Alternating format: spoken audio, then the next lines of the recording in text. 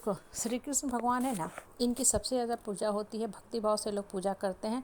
और सबसे बड़ी बात, श्री कृष्ण भगवान को लोग सबसे बड़ा उपदेशक के रूप में, ज्ञानदाता के रूप में भी मानते हैं। इसलिए बड़े बड़े जो मैनेजमेंट इंस्टीट्यूट होते हैं, वहाँ भी श्री कृष्ण की जो कही हुई वाणी है उसको प्रैक्टिकल वे में पढ़ाया जाता है, बताया जाता है कि इनकी बातों पे चल के आप कैसे अमल करके आप जीवन में बढ़ सकते हो।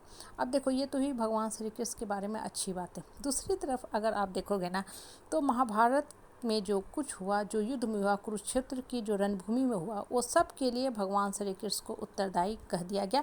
दूसरे शब्दों में कहा जाए तो कह दिया गया कि श्री कृष्ण भगवान जो थे विलन के रूप में आए, इन्होंने ही अर्जुन को उकसाया, इन्होंने ही युद्ध करवाया। नहीं तो अर्जुन तो बेचारे परिवार के भक्ति भाव में लगे हुए थे, मुँह में पड़े हुए थे, अंधभक्ति परिवार के प्रति किए हुए थे, वो तो युद्ध करना ही नहीं चाह रहे थे। लेकिन श्री कृष्ण ने ही सिर्फ और सिर्फ आग में घी डालने का काम किया, हर जगह अर्जुन को भड़काने का काम किया और ज़बरदस्ती फोर्स करके उनसे युद्ध करवाया और अपने जो भी अर्जुन के परिवार वाले थे सबका अंत करवाया। इसलिए श्री कृष्ण जो है विलन है।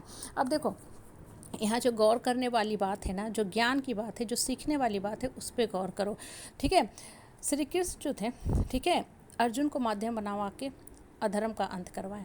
अब आप देखो, आप जिस समाज परिवार परिवेश में रहते हो ना, आपको भी विलेन करार कर दिया जाता है। जब आप सत्य न्याय धर्म के रास्ते पे चलते हो, अपने मन की सोचते हो, मन की करते हो, भगवान से बात करते हो, अंतर मन से बात करते हो, माँ दुर्गा के ऊपर विश्वास करते हो, श्री कृष्ण से राय सलाह लेते हो, लाइफ के क्रिएटर डायरेक्टर कर्ता धर्ता खुद बनना शुरू करते हो, तो ये जो परिवार के लोग हैं आपके ऊपर भी यही ठप्पा लगा देते हैं कि अब आपको परिवार से मतलब नहीं है, आप अनसोशल हो, आप पागल हो, आपका दिमाग गड़बड़ है, आपको इलाज करना पड़ेगा। क्यों?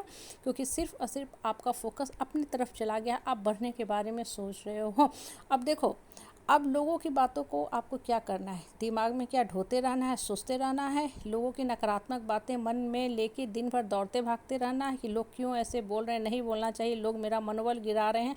लोगों की जो बातें हैं आपके दिमाग में घुन की तरह घर करते जाती हैं और आपको गिराने का काम करती हैं। अब देखो, आपको करना क्या है, ये जो लोग बोलते हैं ना, जो भी आपको जिस तरह का फीडबैक देते हैं, पहले उनकी मानसिकता को पढ़ने का कोशिश करो, उनके मन को पढ़ने का कोशिश करो। हम लोग किताब पढ़ते हैं, न्यूज़पेपर पढ़ते हैं, लोगों की बातें जो आती है व्हाट्सएप फेसबुक मैसेज यहाँ वहाँ सब कुछ पढ़ते हैं और उसको फॉरवर्ड भी करते चलते हैं। लेकिन जो सबसे इम्पॉर्टेंट बात है, महत्वपूर्ण बात है, वो हम भूल जाते हैं कि हमें लोगों के मन को पढ़ना, कि लोगों के दिमाग में क्या और क्या चल रहा है। लोगों को बेसिकली हो क्या जाता है ना, कि जब आप सिर्फ अपने तरफ फोकस रखते हो, बढ़ने के बारे में सोचते हो, लोगों से कन्फ्लिक्ट आर्गुमेंट में नहीं फंसते हो, घड़ी घड़ी जाके उनके साथ जवाब तलब नहीं करते हो, आप अपना दिमाग को उठाना चाहते हो, मानसिक स्तर ऊपर रखना चाहते हो, तो इन लोगों के मन में अंदर से खलबल खलबल खलबल खलबल इनू की तरह होने लगता है कि इन्हें लगता है कि अब मेरी बात ये आदमी नहीं सुनेगा, क्योंकि उठ जाएगा। अभी तक ये मेरा चाटुकरी चापलूसी चमचई करता था, मेरे हर बात में हाँ में हाँ करता था, हम इसको जैसे हाँकते थे ये हकवाता रहता था, हम इसको जब चाहते थे हाँ सोने की घड़ी की तरह सर पे बैठा लेते थे, जब चाहते थे पटक देते थे, जब चाहते थे जैसा चाहते थे हम इससे वैसा ही वैसा करवाते रहते थे, जब चाहते थे गले लगाते थे, जब चाहते थे गाली देते थे। लेकिन अब ये इंसान जो है अपने मन की हो गया है, क्योंकि इसके आत्मा में शक्ति आ गया है। तो लोग क्या करेंगे, आपको आपके पद से हटाने के लिए तरह तरह के नेगेटिव बातें कहना शुरू करेंगे। आप अगर किसी अच्छी स्पिरिचुअल ऑर्गेनाइजेशन में ज्वाइन कर लिए हो, वहाँ के मेंबर बन गए हो, या बहुत सारी आपने किताबों को स्टडी करना शुरू किया, अब आप पहचान रहना शुरू की हो कि मैं कौन हूँ, मेरा वास्तविक स्वरूप क्या है। अभी तक आप इसके उसके नाम और पहचान पे जी रहे थे, सो एंड सो कहला रहे थे। अब आपने इन सारी बातों को दरकिनार कर दिया, साइड कर दिया, आपका परिचय अपने आप से हुआ।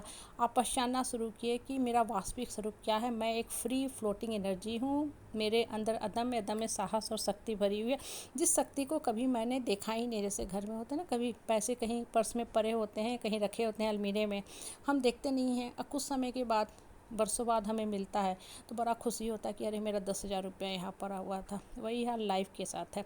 अब आपने अपने आप को पढ़ना शुरू किया, अपने मन को पढ़ना शुरू किया, अपने अंतर्मन की शक्ति को जानना पहचानना शुरू किया, तो ये बेकार के बहियात के लोग हैं ना, आपको हर जगह गिराने के लिए नकारात्मक बातें बोलेंगे, आपको इनफैक्ट विलेन करार कर देंगे कि अब आप इस परिवार के खिलाफ जा रहे हो। क्यों? क्योंकि आप बढ़ने का कोशिश कर रहे हो। देखो, आपको क्या करना है लोगों की बोली हुई बातों को साइड करना है, सिर्फ बढ़ने के बारे में सोचना और ये मान के चलना है कि मेरे अंदर अदम्य शक्ति है, साहस है, गुण है, तभी तो लोग मेरे पीछे पड़े हुए मेरा शिकायत करें।